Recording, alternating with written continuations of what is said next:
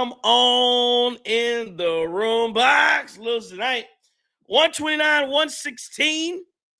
Losers of 5 of their last 7 to the Milwaukee Bucks are. No Giannis tonight again. The Bucks, the Detroit Pistons are now 1-13 in their last 14 against the Bucks. They do get a win tonight. I believe that's a 12-game win streak now for the Detroit Pistons. Come on in the room. Doc is our doctor, writes on scripture, gives us our medicine in our room. We are live. Creeps across the group right. Chris King. Justin. Yeah. Us 3 in the building tonight, talking about it, getting after it after a 129-116 loss to the Detroit Pistons. Come on in the room. We'll get at you on the Twitter at OnYourTsQs973. We will get at you on in the chat as well tonight as you come in after a loss. Hit that like button on the way in. We appreciate you joining us tonight. 129-116 is the final. And without further ado, we will get into a game recap. Won't hold you here too long tonight on a Saturday night. Ryan Rollins tonight, 24, 7 and 5. 1 steal, 2 blocks, 9 and 21 from the field, 3 of 8 from 3. I thought he struggled. The first quarter, I thought was really a struggle. Maybe even a little bit into the first half, if I'm remembering the game correctly. But I thought he came out of it. And again, listen, for a 23-year-old who is rising, trying to get into, I don't know, whatever you want to call him, star stat, whatever status you want to call about Ryan Rollins and his play and most improved and where he's going to get to and what can he be? What is his, what is his ceiling? I thought it was a good night when you have that menace on the other side of you who is just, Stuart Thompson is a freak of nature defensively, just like his brother.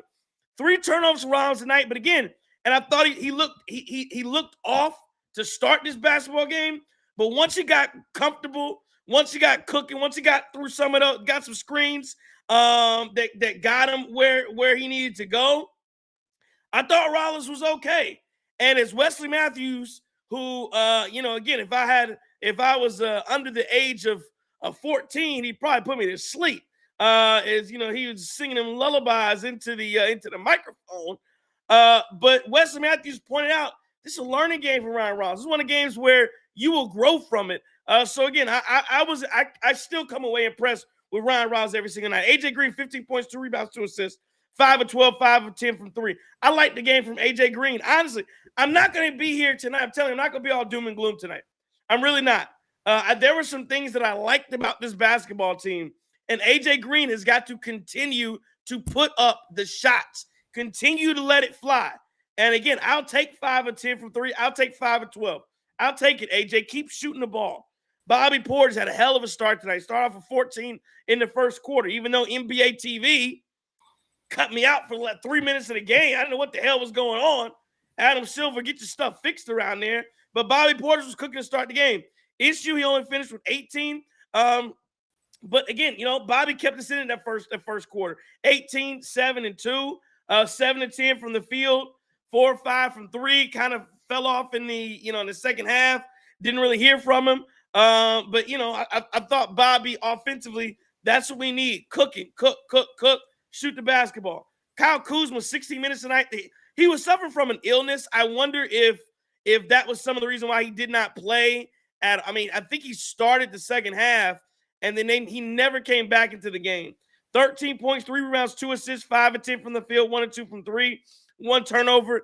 Up and down game in the 16 minutes that he had, but it was a classic Kuzma game where he had stretches of bad play, and then he had that one stretch where he goes on a 7-0 Kuz. I don't know if it's a 7-0 run, but it was 7 straight points for the Bucks. And Kuz hit a 3, a couple nice layers, got to the free throw line, all of that stuff. And it was, he had a solid stretch of basketball. Then he didn't play again. Jericho Sims tonight I thought was really good. 6.5 boards, 3 assists for Sims. He was a +3 on the night in 23 minutes. Something to watch. Andre Jackson Jr., I thought those were good minutes from Ajax. 6, 4, and 5. Triple, no, that's not a triple nickel. 6, 4, and 5 tonight for Ajax. I wasn't mad at it. I was not mad at it. Thought he came out there, thought he fought valiantly. Cole Anthony, ass. 4 points, 3 rebounds, 2 assists. Oh, I ain't talking about the 2 ass brothers tonight were Cole Anthony and Miles Turner. And Miles Turner had a flurry, and he ended up with 11 points. But Miles Turner, again, hey, the honeymoon's over. The honeymoon's over. Listen, Bucks are 8-9. You're almost 20 games into the season. The honeymoon has ended. It's time to start putting out. It's time to start putting out. You look at me crazy if you want to. You got to put out. This is like what they call it, a dowry. It's like we in Africa. Be an AO. You can AO me. We done put a dowry out to get the marriage. It's time to start putting out. And Miles Turner's not putting out right now at all. So I don't know. You gotta let go of this shyness, big dog. Start putting out. Gary Trent Jr. 8 points tonight for GTJ. Thought he had some nice shots. Gary Harris came in the game, did some things. And then you have the rest of the roster. Coffee, Thanasis, Nance, and Sears got in. They did okay. Asur Thompson offensively wasn't much of a factor. Defensively, thought he did a really good job hounding Rollins. Tobias Harris, smooth night for him, 18, 5, and 4. First game back in a while for him, coming off an injury. Jalen Duren, I mean, you talk about a guy who was almost like a kind of in the league, kind of like a Sims, where you didn't want him touching the ball at all, just a rebound, putbacks. He's turned into a nice little offensive game. 19, 6, and 5 tonight for Jalen Duren. That's not bad at all. He's averaging like 20 and 10. Duncan Robinson, 15 points. Cade Cunningham, another guy. And honestly, I thought the Bucks defended him okay. I thought they did as good a job as they could do defensively on Cade tonight. And it was smooth. He almost was a triple-double, 29, 10, and 8. Isaiah Stewart, 7 points. Karis LeVert, 5 points. Jaden Ivey also come back from injury, 10 points. Ron Holland, 4 points. They got a lot of production all over the place, all en route to a 129-116 victory. Let's do a couple super chats here. At Al McGuire -Y2Y super chat. He says it's time to blow it up. I don't think. Let me just 1 second. 1 second. And I appreciate the super chat, Al. But when you tell me it's time to blow, why is it time to blow it up without Giannis and without who coming into the season? You could argue, is it going to be KP? Is it going to be Ryan Rollins? But coming into the season, your second best creator. Hey, Charlotte, stop shaking my table. Your second best creator coming into the season is out and has been out since game 1. And by the way, game 1, he had 10 points in 9 minutes. So I just caution you when he says it's time to blow it up. He says this team is Washington without Giannis. We have a very real chance to go winless before Giannis comes back, and it'll be too late by then. The ask out is coming. And also, why is it too late by then? The Bucks were 2-8 last year with Giannis. They were 6 games under 500 to start the season last year. And it wasn't too late. They got themselves in fine position. So I totally disagree with you. Listen, I appreciate the super chat. Totally disagree with you. Again, if this was happening while Giannis in the lineup, yes, we could have that conversation. But with guys out, I'm not ready to have it. Appreciate the super chat. One more super chat. NYC Randy 26, our guy. He says, I want to talk about the Bucks just being pathetic on defense without Giannis. Canepo career high. Luka 40, D Mitch 40, Tyrese 50, Cade 30-point triple-double almost. He says defense has been the biggest issue for this roster. I don't disagree with you. You're not wrong. The defense is a problem. There's no question about it. They have to play better defensively. The zone has not worked. It hasn't. I mean, it's one thing to give up open threes in the zone. They're giving it's backline. You can, if you work the ball, you can get all through this zone. I don't have any comeback for you on the defense. I don't. Just before the show said Buckner's problem is he ain't got anybody to work with defensively. I don't know. Again, and I wonder if Andre Jackson Jr. and Jericho Simmons are going to play even more. Because again, I thought they played some good minutes.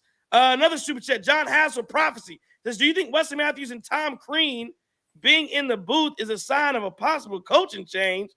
The hell we doing now? Tom Crean. No, sir. Come on, man. Come on, John.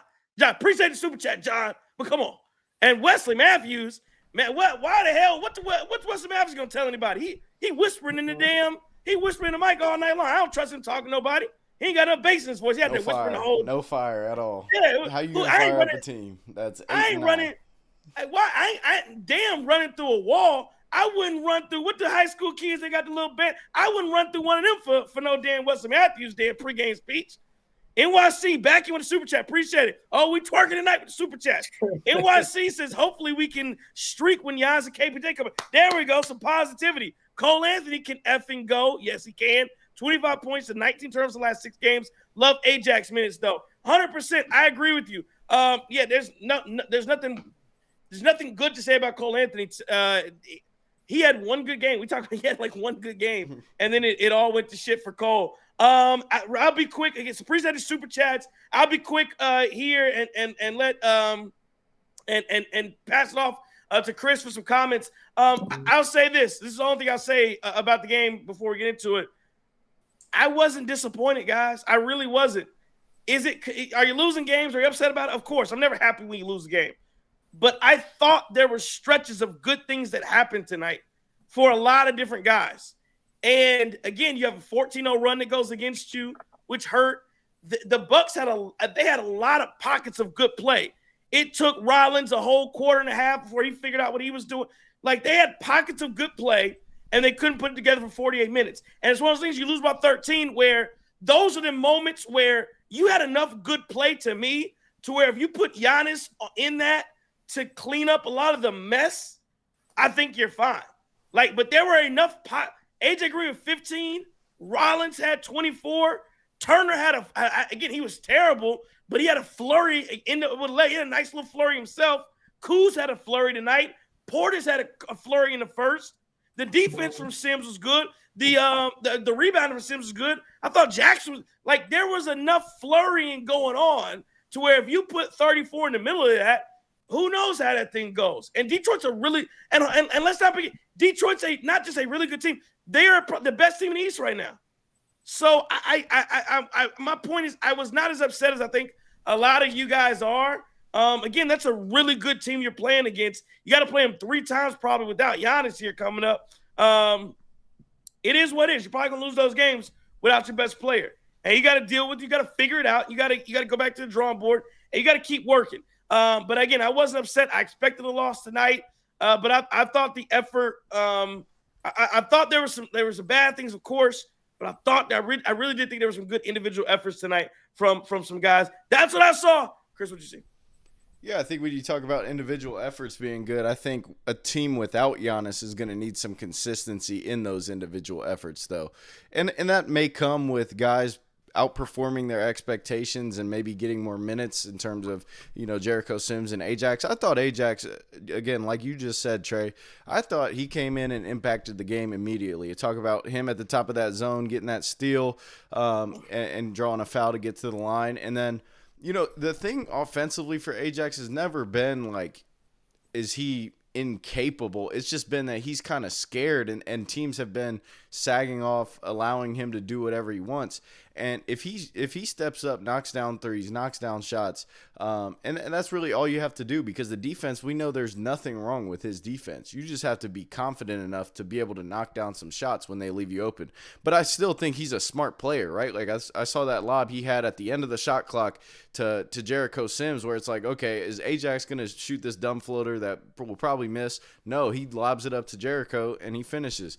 So, yeah, I just think that there were some individual good performances, and it may make you put these guys into the games more, hopefully, if you're Doc Rivers, because you're at this point you're searching for answers, right? You're getting inconsistent performances from Gary Trent Jr. AJ Green finally got over 10 3-point attempts tonight. I enjoy seeing that, right? That's what needs to happen for this team to create any success without Giannis. Is we need scorers. We need guys that are going to just let the ball fly, especially when you play a team that's knocking down shots at a 63% clip against you. The defense, yeah, was a problem. I talked about Ajax at the top of the zone, but like the zone was trash because not only were you getting beat on the perimeter, there's guys back cutting the guy at the bottom of the rim, and they're throwing dots down to the low block, and there's no contest. It's just an easy dunk, easy layup, and so that probably was unnecessary, especially understanding that you were close in this game to start. So didn't think that really needed to happen. And then yeah, like I just. When I look at it, rose-colored glasses off, or cream-colored glasses off, we'll say, I feel like this is we're waiting on Giannis and KPJ to come back, but I'm optimistic there. I'm not optimistic about this team without those two though. Like I'm not really sure we go on Monday and beat Portland. I'm not really sure that we can win a game if these guys are so inconsistent like this. So that's all I really have on tonight. I mean, kind of, when you almost go down 30 in the third quarter, it's tough sledding from there. Yeah, man.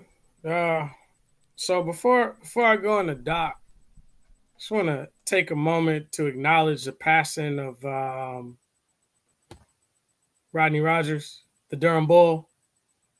Wake Forest legend. Shout out Wake Forest, yeah. Yeah. 12-year NBA career. Did phenomenal things for people that were paralyzed once he felt that. 54 years old, passed away today. Only thing I can say is that I hope that you are out of your physical suffering now and you're in a better place now. So a lot of pouring out from a lot of those guys from the 80s and 90s NBA that played against him. And he was a Hornet for a second, I believe, was he not?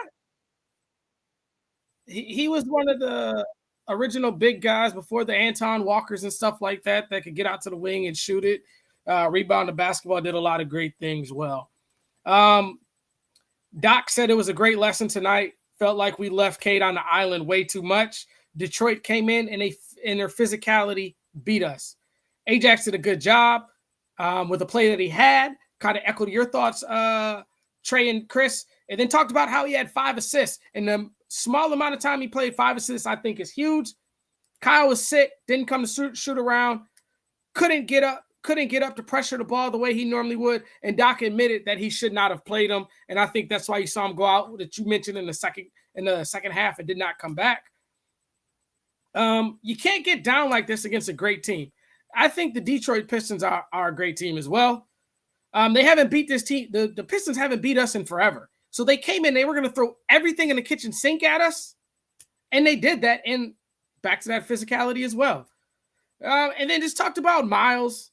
Miles is moving too fast. He's passing up too many open shots. They might have given him too much freedom. And then they got to be a little bit more patient with him. And Doc ended the press conference after that. Thought it was pretty short of a press conference. I just want to say something to NYC Randy's point, and it's funny that he mentioned that up. I had in my notes watching the game. You realize in October, and I know October is a very small sample size, we were 9th in defensive efficiency. And I know it's just October. We're going to say it's the beginning of the year, but we faced the Knicks. We faced a lot of good basketball teams in. We are now 21st in the league. And that's bottom tier. And I think we might be able to, if the eye test will tell you we're a little bit lower than that. The only other thing I had on this basketball game, Cole Anthony is not a backup point guard. He's more of that combo guard type guy that he has to play off the ball because he turns the ball over way too much. He does not handle the ball well. And I think that one game when he was in Toronto, I don't believe he's handling the ball too much when he was getting it. But, I mean, this is where missing KPJ and obviously Giannis, there's no more words that we need to say about him. I think that for people that talk about Giannis and his leadership, I think when you see some of this stuff in these basketball games, that's what you're missing. He's the one that, even when things are going awry, you know he can get downhill and get a bucket. We got to really clean this stuff up, though, man. And I agree, man. The big guy down in the middle of the 5 for the Portland Trailblazers, he's on a little bit of a torrid pace. I don't see anyone that we say that we can beat right now. But the beautiful thing about all this stuff is happening in November, and it's not happening in March and April, and we're going into the playoffs on this downhill skid. So let's just turn it around, hopefully beat Portland on Monday, and then come back to it. Justin, the issue, just real quick, the issue I would have with Cole Anthony being an off-ball guard is that That man is around 28% from three. I mean, tonight he has some of the worst misses I've ever seen as a guard in this league from 3-point range. We had another air ball tonight. we seem to get a brick every other night from him or something that's just terribly offline. And he doesn't really look too confident. Well, I can't even say that. He looks real confident shooting it. He doesn't look real confident making it. So that would be my only pushback. But again, like if we get KPJ back, those minutes start to dwindle. And then again, we've also talked about like Mark Sears is going to come in there and not try to do too much at least. Maybe you give him a little more run. Mike Britkowski 2716. I have no clue what you're talking about. Why does our leader not support his team while he's out? He's nowhere to be. He was on the bench tonight. What are you talking about? And he was in Oshkosh the last 2 games to support the guys down there in the G League. I mean, I know his brother's down there, but he was supporting Sears and Nance. Yeah. Y'all want that box score from Oshkosh the other night? Go ahead. What happened? I'll pull it up. Go ahead, keep going. But yeah, here's my issue with this roster. And again, I hear a lot about the coaching and Doc Rivers. Again, we knew what this roster was before. I have a hard time. I guess yes, and Ty, yes, he was on the bench tonight. I have a hard time. I have a hard time crying about Doc Rivers. I really do. And again, I'm not saying he's perfect. I'm not the biggest of Doc Rivers fans. I'm saying I have a hard time when we start this season. We talked about it on this program. I've said it numerous times. This team is built for Giannis. And when I say it's built around and for Giannis, at the focal point, like that's how they built the roster. It really wasn't built like some of these other teams to sustain itself when he's not there. That's what they're built for. And so Rollins said he didn't come back after halftime. Apparently, as some other people tell us, he went back to rehab. Can the man? You guys want him to come back? You want him hopping around the bench? Y'all want him to come back soon, or y'all want him hopping around on the bench all night? My God, my man can't go out and rehab. But I guess my thing is, I'm not saying he's putting people in the perfect positions. I'm not saying any of that. I'm just saying we knew off the top, that this roster was built and suited around Giannis. And when you don't have that, when you don't have the focal point there, and you don't have the second guy as well, it becomes a lot of tough sledding. And then 2, when I look at it, my question about this roster, like forget Doc Rivers, look at the guys on the team without Giannis, without KPJ, and ask yourself, what do they do well? And when I say, let me back that up. I mean, what can this team do that is like really, really good? I'm talking about like one thing. Can they be great standstill, spot up 3-point shooters? Can they be a hard-nosed defensive team? Can they be a team that rebounds well? Can they be a team that turns other teams? Can they be a team that doesn't turn the ball themselves and takes care of possessions? I'm just looking at the roster and I go, I don't think they have one skill as a collective unit that is like so much better than anybody else in the NBA. And when you don't have that, when you take out Giannis, who covers up all those issues, it becomes very hard to win basketball games. It really does. And what it really is hard to do is it's hard to get 48 minutes of good basketball. You see pockets of it. It's hard to get the entire thing. Mark Gomes says Ryan Rollins is the second best player on the team, including KPJ. Maybe. I think the thing is we're gonna have to. Right now, you'd see it, but again, I haven't seen KPJ. I saw him again. What if? Here's the big what if. Ryan Rollins had this huge leap, right, from the offseason to this year. What if KPJ had the exact same leap? I just don't know. We didn't get to see it. So we really won't know that until KPJ plays. Yeah. That's all. And it's like Ryan Rollins says now his shot volume has increased, obviously, because those guys are out. So Ryan Rollins can be getting up 22, 25 shots a game, and it looks great on the stat sheet, right? And so you haven't really seen that from KPJ at all in a Bucks uniform because last year was just getting acclimated and coming off the bench. So we'll see what it looks like if he gets inserted with a lot more volume than he had last year. And it's okay for both of them to be good. Like, we don't have to keep putting Rollins versus KPJ, right? And I'm sure there's a time where we could see both of them in the backcourt together. And I even think with Cole Anthony in the second unit, when you switch one of them and augment those minutes, you're going to take a lot of pressure off of Cole Anthony. Because no shade to Cole, but he definitely cannot handle the basketball.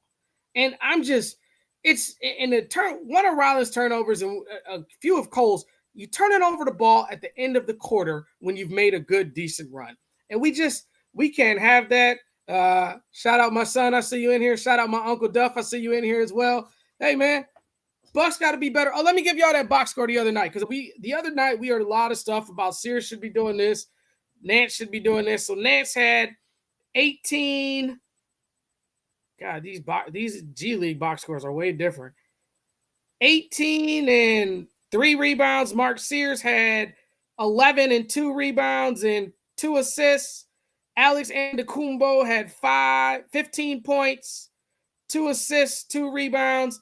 And Johnny Davis was your last double-digit scorer with 16, 2 assists, and 5 rebounds. So I just say all that to say that if these guys aren't dominating the Canton Charge or whoever they're playing, I mean, it's going to be tough for you to come up here and dominate the Cleveland Cavaliers or this Detroit Pistons basketball team.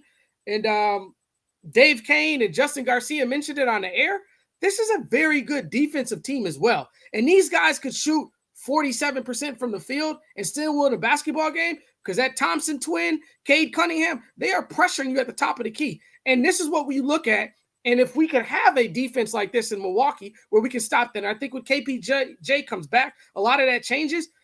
But your Miles Turner, your Giannis, your Portis, your Jericho Sims, those guys aren't coming into them as fast as what they are. And maybe you can get a little bit of a better perimeter defense and now to change our defense back to a top 10 in the league. Yeah, and again, you fix certain things and other things, can potentially break down. But again, I think you're right, though. That is probably, I didn't realize that. That's the biggest number for Ajax, the 5 assists to me. He's going to play hard on those defense, but you have to find a way to be impactful on offense. And it's not going to be your shooting. It's most likely not going to be from a scoring perspective. So you have to be able to at the very least, get other guys involved. I think it was Tish or somebody saying that they thought that Rollins was dribbling a little bit too much, but again, you don't have any other creators on the floor. Like he has to do a little bit of that. And again, I think Andre, to a certain extent, wasn't Ajax connected? Didn't he handle the ball a little bit there too? I think that he can be a guy, and not that I would have him bringing the ball up the floor, but he can be a guy that can at least handle the ball a little bit in the half court. And again, if he can rack up some assists and make some of those plays, and again, paint touches, I think Ajax, especially if they're going to back off of him, can be a guy with his athleticism that can get himself into the paint and make a play for somebody else. Can you do that? Again, some of the stuff like in a very similar way to Kuzma, where Kuzma's biggest asset is cutting and getting himself involved. And the difference with him is he can try to score a little bit more at the basket. Ajax really isn't looking at the basket. Get yourself that paint touch. Keep guys honest. And again, if he makes good passes, I think he can be an effective player. There were pieces tonight that I really, really liked, and I thought Sims was a piece of that as well. Rebounding, we talked about before we came on air, at least going into the fourth quarter, late in the fourth quarter. And again, I know they shot 60% from the field and 50% from 3. There were no second chance points from Detroit.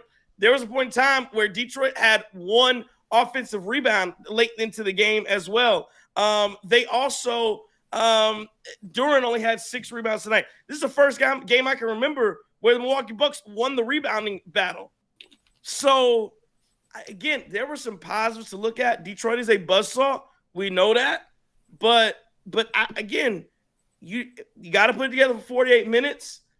I think that, I think that one of these 3 games they play against Detroit, I think they'll win one. I really do. I think they'll win one of those 3 they'll win. And again, there's something we talked about at the beginning of the season was how is this team going to play when Giannis is going to miss some games? They got to figure it out. So we'll see how it goes. And then give me some more thoughts on that. We're gonna have to get to Miles Turner in a second as well, fellas.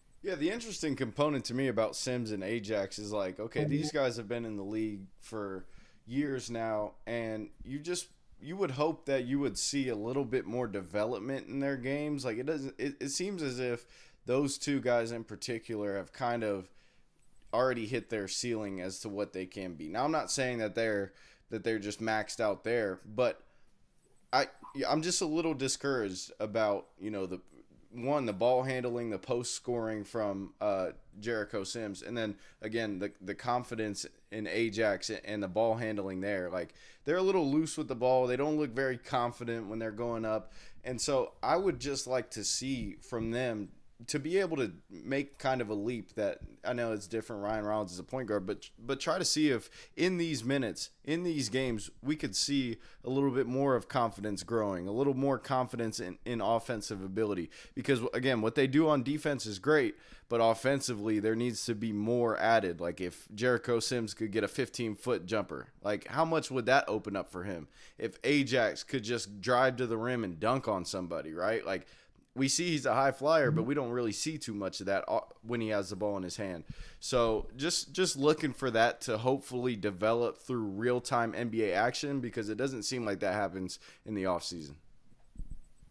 You want to go to Super Chat first? Yeah, let's go to Super Chat. Nick Loading says, when KPJ gets back, should Doc Rivers start both KPJ and Ryan Rollins?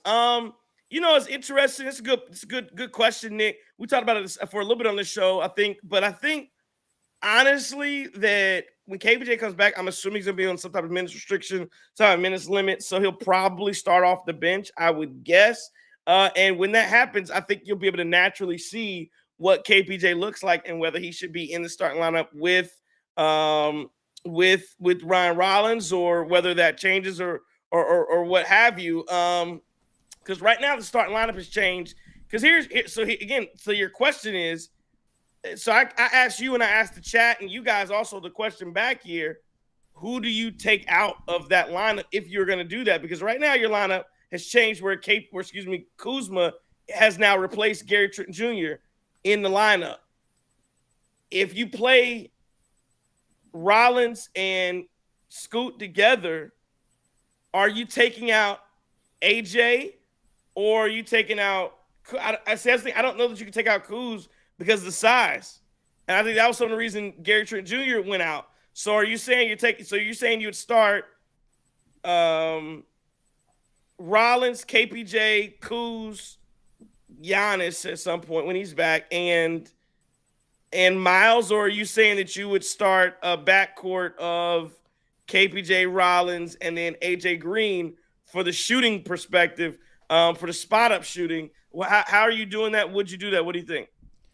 Oh, if I had the reins, I would immediately take out AJ Green, because I just think that he's at this point has been exposed too much defensively, and I think KPJ at least defends at a higher level and may have a little bit more. Does he have more size on him in terms of like wingspan? Who's Scoot? Yeah, on AJ Green. On AJ, I'm not sure on AJ. Yeah. He has a large wingspan from. I think they mentioned that before. Yeah, but to my point, I would just say that if it was up to me, I would do it. Now, what I think Doc Rivers is actually going to do is, again, with the ramp up of a torn meniscus coming back, he may bring him off of the bench. And again, Justin says this all the time, and I tend to agree with it most of the time. Is it's really not about who starts the games. It feels like it's about who finishes. So I would just say that I think with the ramp up and everything, we'll see how KPJ does off of the bench, and I think Doc may just it may be a plug and play. If Rollins is having a tough time throughout this whole 82 game season, maybe they switch those two. But I just don't see them taking out such a reliable shooter in AJ Green.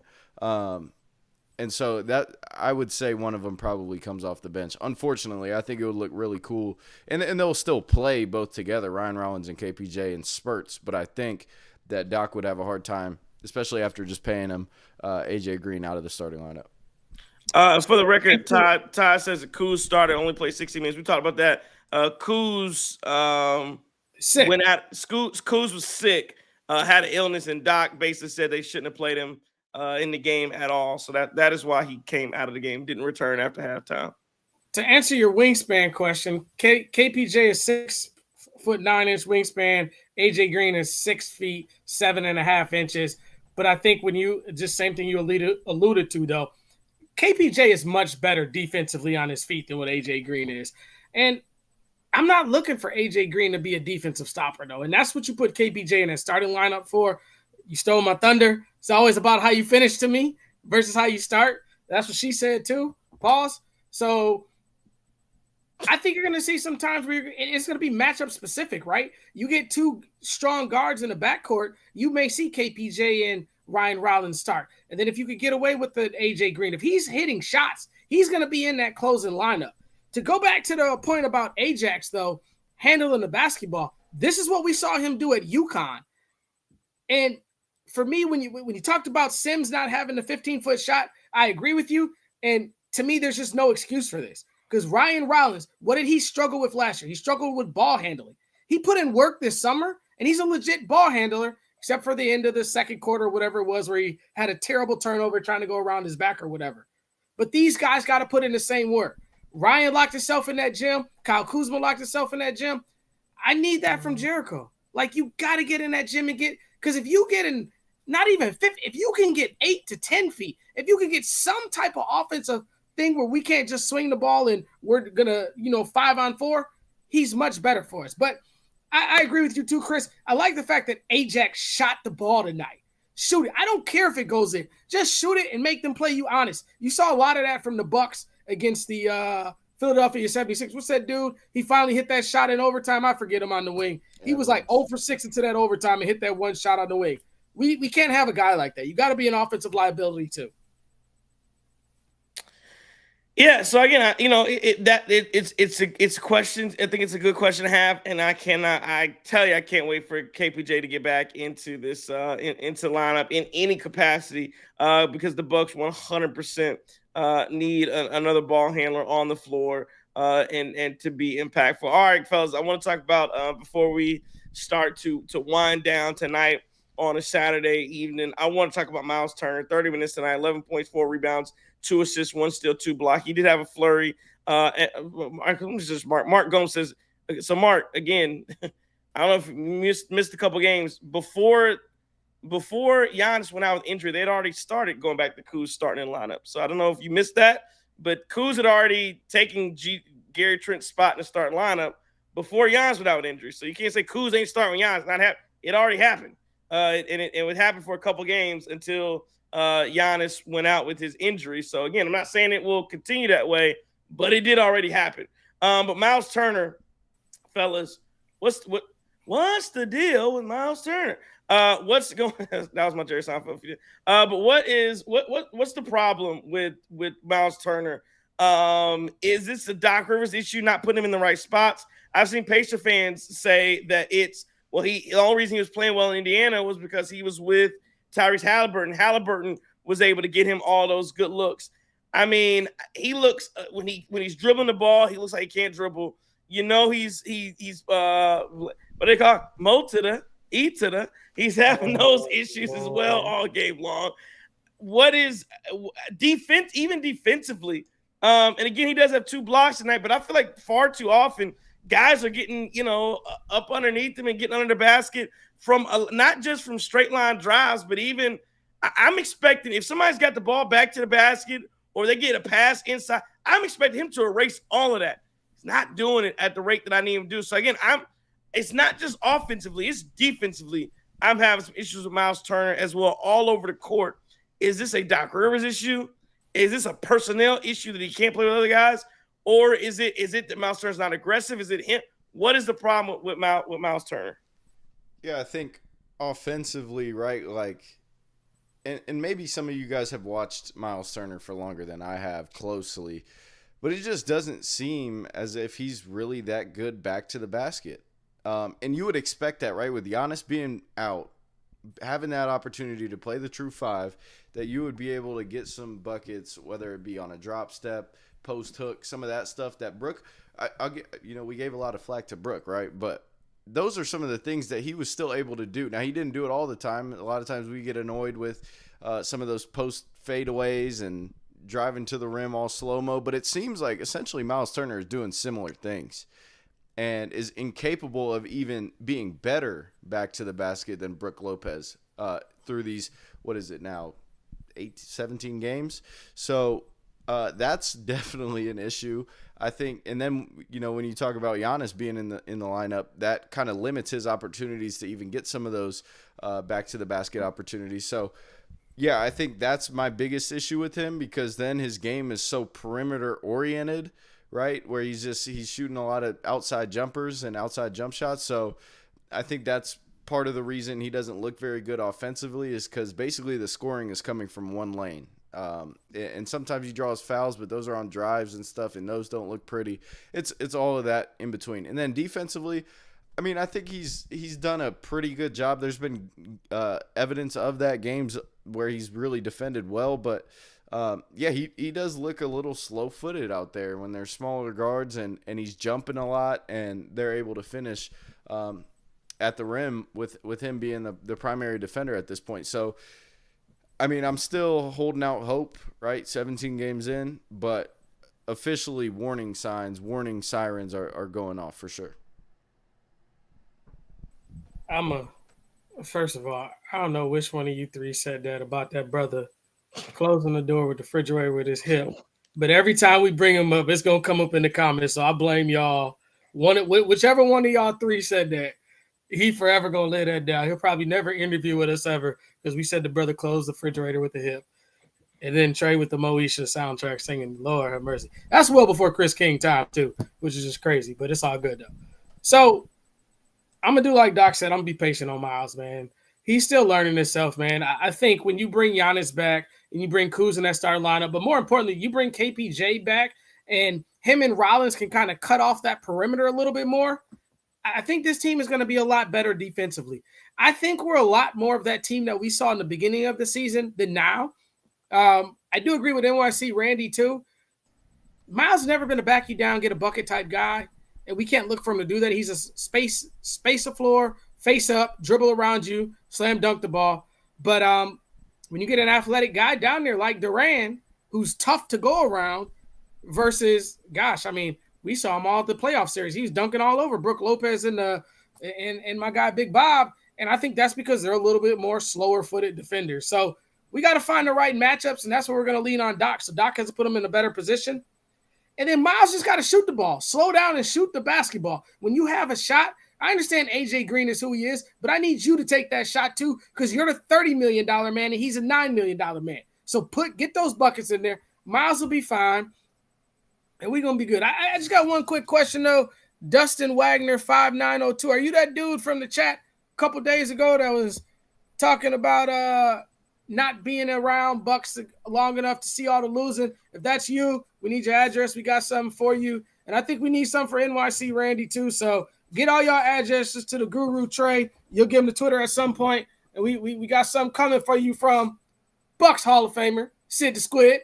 There we go. So you guys get in touch with me, get the prize pack from City Moncrief there.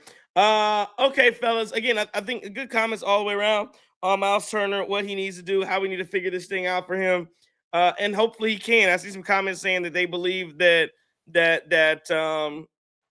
KPJ and Giannis are going to ignite that fire and going to unleash and unlock Miles Turner. So we'll see if that happens. I'd love to see it. OMG Tish, Turner will be fine once KPJ and Giannis stabilize things. Hermit 6679 says everyone plays better with Giannis on the floor since he demands so much attention. Let's see. Richard C5305 says, at what point do you guys start to feel down? We are 11th spot on a 4-game loser streak, below 500 in a competitive Eastern Conference. We're coached by Doc Rivers, and the only teams below are tanking. What are you smoking? Again, why would I feel down when my best players are out? Like, I guess I'm confused. Is at what point do you start? You say you're that's also disingenuous. You went to say you're in 11th. I think that's just so disingenuous to talk about being in 11th. You look at the standings. The Bucks are you're You're 2.5 games out of 4th. You're 3 games out of 3rd. You're 3.5 games out of 2nd. Like, I don't think that, again, I get Giannis to come back tomorrow, but I'm just saying, like, to pretend like the season's over because I guess my point is the 11th thing doesn't really hit for me when you're 2 games out of 5th. Like, that doesn't really, I get it. It sounds better to say 11th, but yeah, that I don't think I think it's disingenuous. And also, we haven't even hit December yet, fellas. I'm not feeling, again, if Giannis was on the team, if we were in the middle of a 4-game losing streak with Giannis and we're 8-9, yeah, I'm sitting here probably like, well, man, we got to figure this thing out. But 8-9, no Giannis, no KPJ. There's a bug going around. Somebody else is sick every other night. No, I'm not feeling the pressure until I see a fully healthy basketball team. I'm not feeling any pressure till then. That's me though. I'm not nervous at all. I mean, you got to think we were 2-8 with Giannis and Dame on the court. That's 2 top 75 and 75 players, and this team found a way out of that hole. So we're in a good spot, man. Like, we're building guys' confidence, right? You saw Ajax get a lot better tonight. You saw Jericho Sims get a lot better tonight, man. I think that as these guys continue to get better, we need Gary Trent Jr. to be more to what the back of his basketball card says, and we're going to be fine. And one quick thing about the Kuz starting thing. I think when we saw Giannis win Defensive Player of the Year, he was allowed to play off the ball. When you put Kuz starting, that puts Kuz on your Luka, your Cade Cunningham, whoever your toughest defender is, and allows Giannis to roam that paint and allows Miles to roam the paint as well. So I think when those guys come back, that's going to be a better situation for us. I really feel like we're fine, man. I don't think that, we're losing games on Detroit. We're losing games on Philly. Was this team going to be the 1 or 2 seed? I don't know. I still think we're in a good spot to be a top 4 seed in the East when we get the baddest man walking the planet back. Like, and Trey hit the nail on the head. Yeah, I mean, this team is constructed for the man that's not here right now. So when he comes back, we're going to be fine. And Tish, I just saw your comment. I do agree with you. We got to figure out something for Taurean Prince. So that's a great point right there. Yeah. Okay. So we'll see how that works. Let's go to Twitter. Twitter as we keep rolling here. See what they're talking about. At Chris_Bucks34 says teams play again December 3rd unless things change. I believe that's the date. Giannis and KPJ look to both be returning if no injury setbacks. Very much looking forward to that based on some of the antics tonight. Also, not all sure how the Pistons have this record. So Chris Bucks is saying he doesn't think the Pistons are that good. At Port K No Gooey says this team could be really good if they weren't so dumb. Biggest question I keep asking is, are they bad or are they being told to play in a way that gives a bad result? Interesting. At the Wisconsin kid says, Doc Rivers is such a bad coach. We're at a coaching disadvantage every single game. The second quarter losses the game. Miles Turner soft as baby shit. Cole Anthony's leave Milwaukee immediately. They have to make multiple trades to save the season. Otherwise, Giannis is out. He also said Rollins was rough at first, but got together at the end. His stock is rising. Couple more here. At Sunk345 says defense is unacceptable. From the glory days of Bledsoe, Drew, PJ Tucker, Wes in the booth now. Giannis and Brooke to this pathetic garbage. Man, we've fallen off a cliff since 2023. At Ellis is ready says, I thought Miles Turner was a physical player. Turns out he's soft. At Bloodhound1 says Miles Turner isn't as good as people think. We were just desperate. We need an amazing trade deadline, or I think we'll be in the play-in. Giannis_great says, I didn't expect us to beat Detroit, but this is some uninspiring basketball from the Bucks. I highly doubt we win a game without Giannis. Things are not looking good. Last one, Ryan99 says, we are terrible, but once we get back healthy, I think we're going to be all right. Need some trades. There's no way around it. I don't think Bobby is so trash. Somebody else could use him. So yeah, there's kind of a backhanded compliment there at the end for Bobby Portis.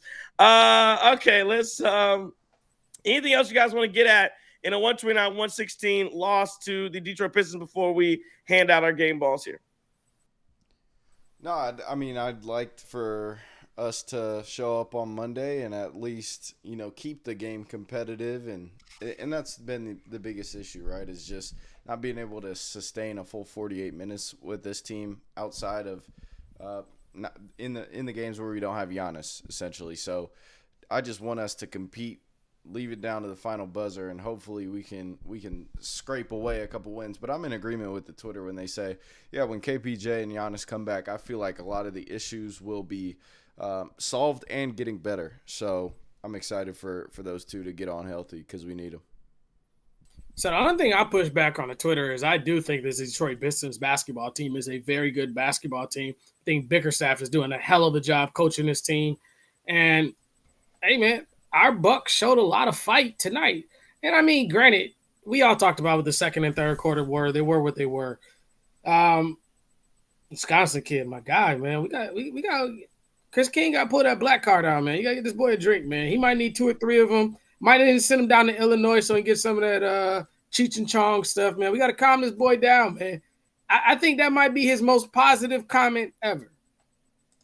And it was Yeah, like I said, listen, I feel like the comments have been decently positive. I think, for the most part, it's positive in the chat as well. I think it's, I think people are okay with where the Bucks are right now. I think they're feeling it. Light skinned Justin says, I'm gonna hop off the stream. It's been fun watching y'all discuss some improvements, problems, and solutions for the Milwaukee Bucks. Much love from Troy, Alabama. Is that's your son? That's my son, by the way. Them fighting Troy Trojans going for that conference championship next Saturday. Let's get it done. The basketball team looks damn good, by the way. They just took – first off, they took USC to, what was it, double overtime, lost by 1, or triple overtime, something like that. And then crazy game winner? Yeah, crazy. They should have won the game. And then I think they beat another California San Diego school. State. Yeah, they beat SDSU. So Troy's athletics, shout out to them. Let me take my Wisconsin hat, put my Troy hat on, because that's where my money going anyway. So I might as well. Hey, at least you'll get to see an NCAA tournament because Marquette won't get it. We did all right, man. We beat Central Michigan today. We on the upswing, man. It just takes a loss to AG and we get it back on track, man. Well, that is what happened last year. NC Central today. There you go, you two NC folks. Shout out to Lavelle Moten. He's still there? He's still there. Legend. All right, game balls tonight. Where you guys going with your game ball? Ooh. I'm gonna go first. Yeah, please. Man, I don't subscribe to Trey Crosby's podcast as far as you got to win it to get it. I can't never give it to nobody else on the other team. I try sometimes. Like my heart, and I'm sorry, my head really wants to say Duren because I thought that the thing about this kid Duren, I'm not gonna give it to him, but I just wanted to point out one thing about him. He bet on himself. It didn't take that rookie guarantee for the next year. And I think he's in line to get a huge payday this offseason. But however, I'm going to go to that fofo bulldog Andre Jackson Jr. You making the most in what you had, and you're showing you're showing all of us why you deserve to be on that floor. So I'm going to go Ajax, a.k.a. national champion, a.k.a. poor man's Kyle Kuzma, a.k.a. Kyle Kuzma's a poor man's Pippen, so he got to be the poverty Pippen.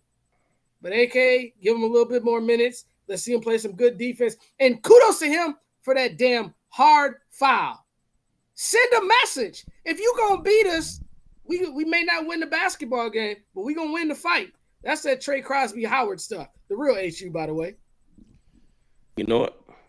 I'll go Pistons GM, and I don't even know who it is. But, just the fact that they're able to finally turn Detroit around is pretty eye-opening to me. And in doing so, obviously, there was that whole situation with Jaden Ivey and how they thought that maybe he was going to be the next guy. But they slot him in now as a bench player, and that's a really nice piece to have off the bench.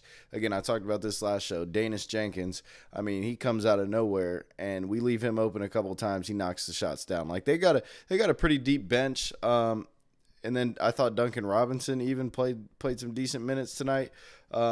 So, yeah, I would probably go Pistons GM, a.k.a. we don't need John Horst, a.k.a.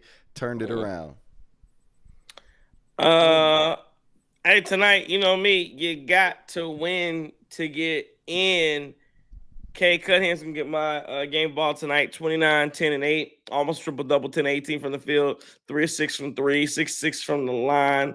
Did have 4 turns, was a plus 14 tonight. Cade Cunningham, player of the game, a.k.a. Cade, a.k.a. Motorcade, a.k.a. what JT say, light skin with dark skin energy, a.k.a.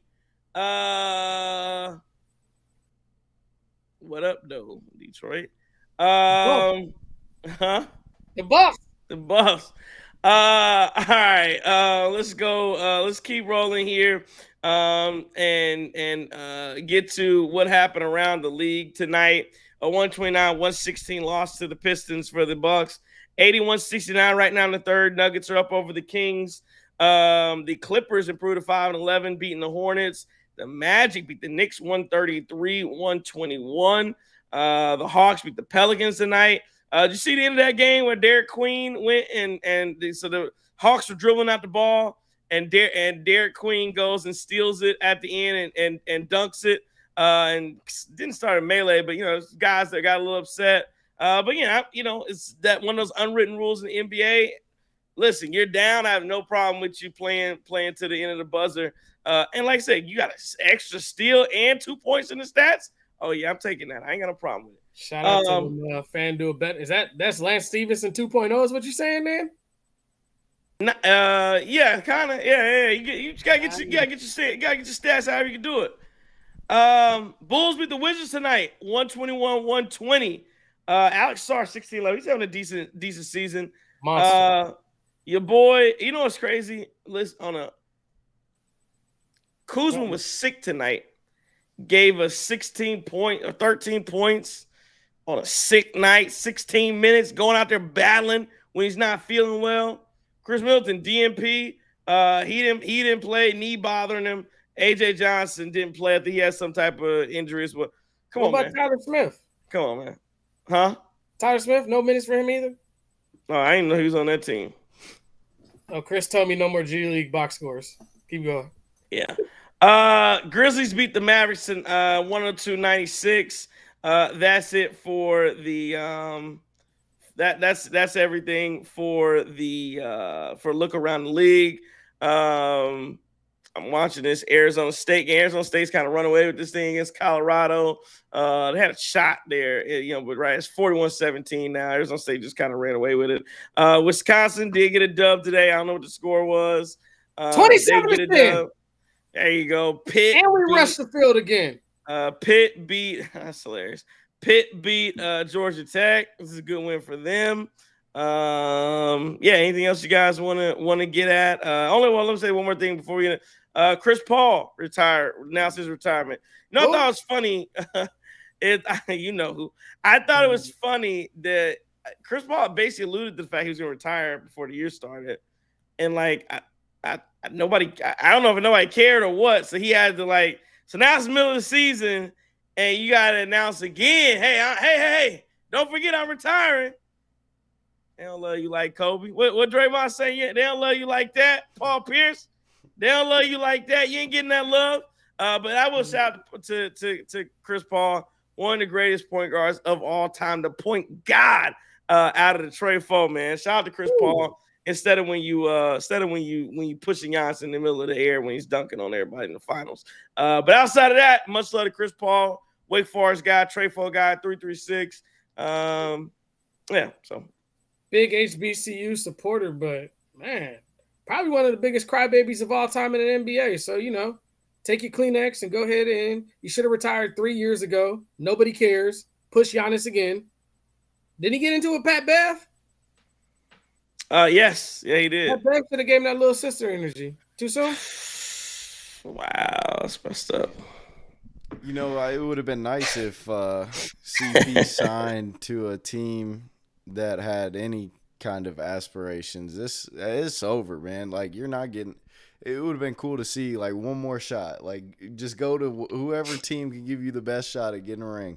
Instead, we go back to the Clippers, and they're not very good. So, a lot of season to play left, but this looks like it's going to end as a long hard fought career with no ring, which is unfortunate because he was a great player. He was a great player. He's a great player. I think ring. It sucks. Also, the ring culture is what it is because if Chris Paul had retired like 20 years ago, we wouldn't even have these kind of conversations about him not winning the ring. And again, I do hope. I don't know what he wants to do next. I hope he gets into broadcast or something so that we kind of keep his memory lived on because it does feel like it was anticlimactic for the way his career is ending. You know, he's averaging 2, 3, 4 points a game out in LA, not really doing anything. And again, it's one of those things where sometimes you just got to get up out of that thing, man. It's okay to leave while you still look like yourself. Was he 03 versus class? No, he's 04, I believe. Okay. I was about to say, hey, where do y'all might be the last ones from LeBron's era. LeBron might be the last one. I mean, basically is though. LeBron is now officially like the last one. So point guard. Chris Paul actually 2000. He was fourth overall pick in 2005. Oh, 5. Sorry, 5. Where do y'all put him point guard Mount Rushmore? Does he make the Mount Rushmore? For me, he does not. Not even close. Not even close. Not even close. For me, it's Oscar, J. Kidd, Magic. I'd go Stockton above him, too. Nah, I'm not going Stockton above him. Stockton's in the top 10. Yeah, Curry. I don't know. Yeah, he definitely Magic. Curry. Steph. I forgot Curry is a point guard. Good point. Yeah, absolutely. Yeah, Oscar. But see, I think Chris could get to 4. I think he could get to 4. Nah, dog. He's not better than Stockton. He's better than Stockton than me. I could probably go Chris 4. Well, because I put Nash above Stockton. That's crazy. I put Nash above Stockton. Where do you put Isaiah Thomas? I put Isaiah Thomas above Stockton. I might go with Isaiah above Stockton, but John was crazy, man. Luka's gonna pass all them boys in your. Luka's gonna pass Luka's gonna be at the very least. Well, he's probably behind. At the very least, Luka's gonna be 5. So yeah, I don't know. I don't know where Chris goes. I definitely think Magic, Steph. 13.1 points a game and 10.5 assists career average is tough to put Chris Paul in front of that.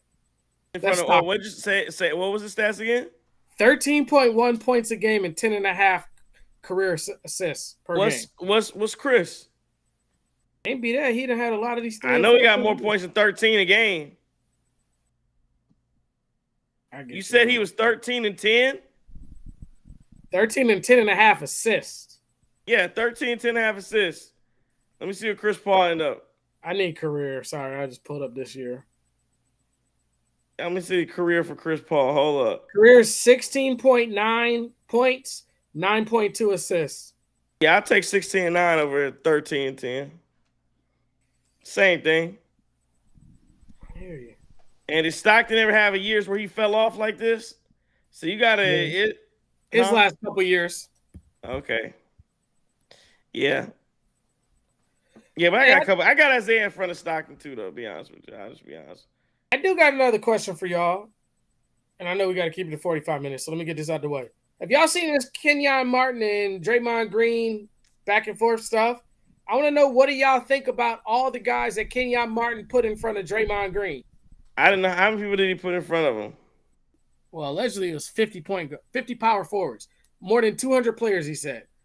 There were guys like Bo Outlaw. I'm just like, Kenyon, what are we doing? Yeah, it seems like a lot of guys. Yeah, it's a lot of players.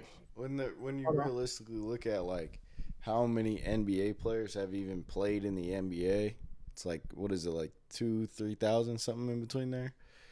I don't know if I could go 50 over Draymond, who has all the rings Curry has, so 5. Like that's stretching it a little bit. Well, and going back, Isaiah was a career 19 and 9. 19 points, 9 assists for Isaiah. Yeah, Isaiah. So I'm gonna give you some of the guys that he had above him. I'm not gonna read them all. Reggie Evans, No. Popeye Jones, No. Jermaine O'Neal. Ooh, as He's a better than pure Draymond. talent, yes. As a pure talent, yes. Yeah, but as a resume, no. But let me say, hold on. Let me say this though too.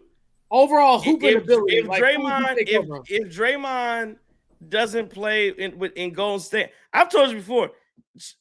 I mean this. I kid you not. Trade take PJ Tucker on the Warriors. Hey, I think we're talking about PJ. How we talk about Draymond as far as impact, all that kind of stuff. Ben Wallace. Hall Uh, of Famer. yeah, but Draymond's gonna be a Hall of Famer too. Marcus Camby. As a talent, no, but like as a talent, no. Marcus Camby's cold. That's what I'm saying. Marcus Camby's better than him. Yeah, that's what I'm saying. Oh, okay. I got I'm saying as a talent, yes, Marcus Camby, I'd take. But as like the impact on the game, we talk about legacy. That's why it's kind of hard because the team Draymond played for. Rasheed. Yeah, Rasheed was better than him as a talent. I think the rest of them, we'll all agree on. Y'all correct me if I'm wrong. Chris Webber, Karl Malone, Dennis Rodman, That's not Tim close. Duncan, Kevin Garnett, Barkley, Nowitzki, Anthony Davis, and Giannis. Yes. Yeah. All those guys over Draymond for sure. Bo Outlaw is crazy though. Yeah, no. Like Popeye Jones. Hey, much shout out to Popeye Jones. Popeye Jones was a heck of a role, and I understand Draymond is basically a glorified role model, etc. Not role model, Lord have mercy. Role player. Yeah, the difference. But I mean, Popeye Jones. Yeah, I agree with James in the chat, Sean Kemp. I'm sure he was on the list. And as a talent, Kenyon Martin's better than him. Facts. But hey, it's just a crazy debate, man. Yeah, I mean, like I said, I get why I get what Kenyon's doing, but yeah, I mean, but Draymond, and that's why Chris will talk about. That's what ring culture is so crazy. Like, let me tell you something. Hey, he's a glue guy though. He was a glue guy. I don't want to just say he just got carried. I think he's very important to those championship basketball teams. But if Robert Horry played in the social media era, again, I'm not saying he would, but people would talk about him like he's like, oh, Robert Horry, because we're in that ring culture era, and if he played in that era, it would be the conversations people have about Robert Horry would be insane. They just would. Well, it's also different this time around because it seems like every other team's winning. Like, how many different teams have won a championship? That's true. The last 10 years, maybe not 10 years, probably like 8 years. Probably there's a different team most of those years. So, like, I think that warps a lot of people's reality and maybe even mine a little bit of like how hard it is to actually win an NBA championship. But there's just been so many different teams lately, differing by year. I just wanted to make sure we shouted out. I think it's Attila, the Hun in Detroit. Hey, man, good, solid content tonight as a Pistons fan. Just good basketball knowledge, so salute you.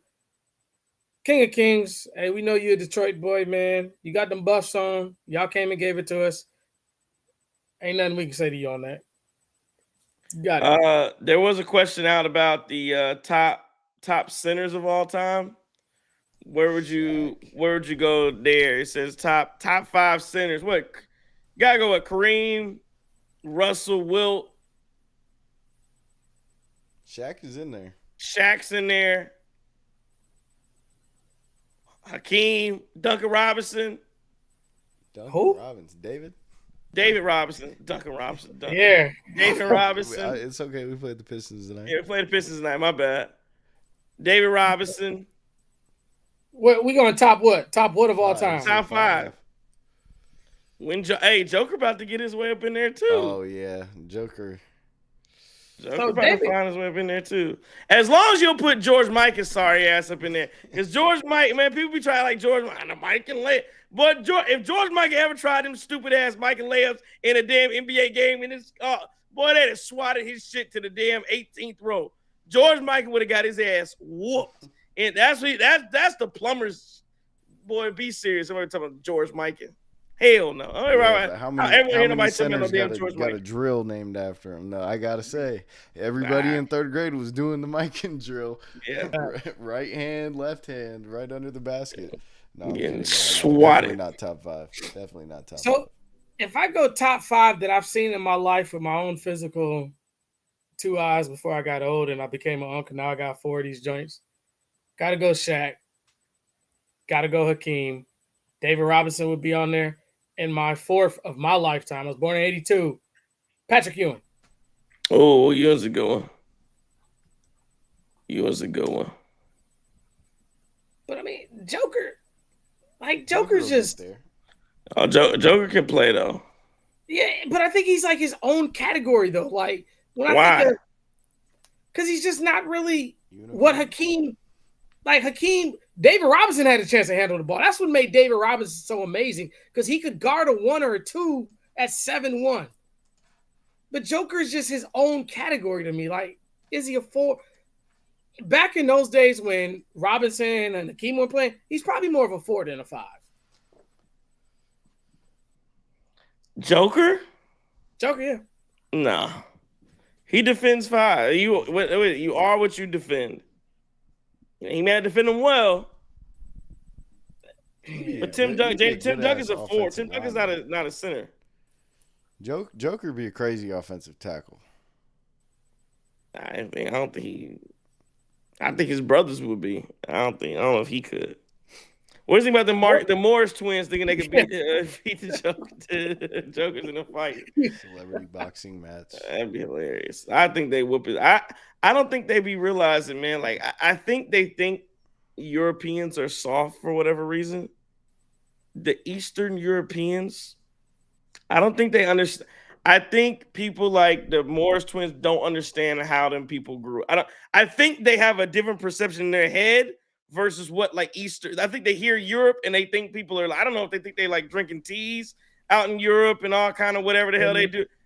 In some place they might, but I don't think they understand what Eastern Europe is. I don't think they get what's happening up in Serbia and all. I don't think they understand what them people doing up out there. They getting it in. So I think that would not go the way the Morris twins think it would go. They wrestling at all and stuff.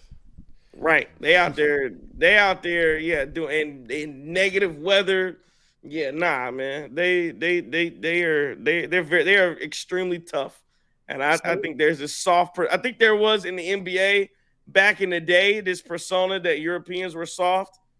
And maybe they were to an extent, Tony Kukoc. We're gonna rough up Tony Kukoc, this kind of stuff. Yeah. But yeah, now they're not soft, man.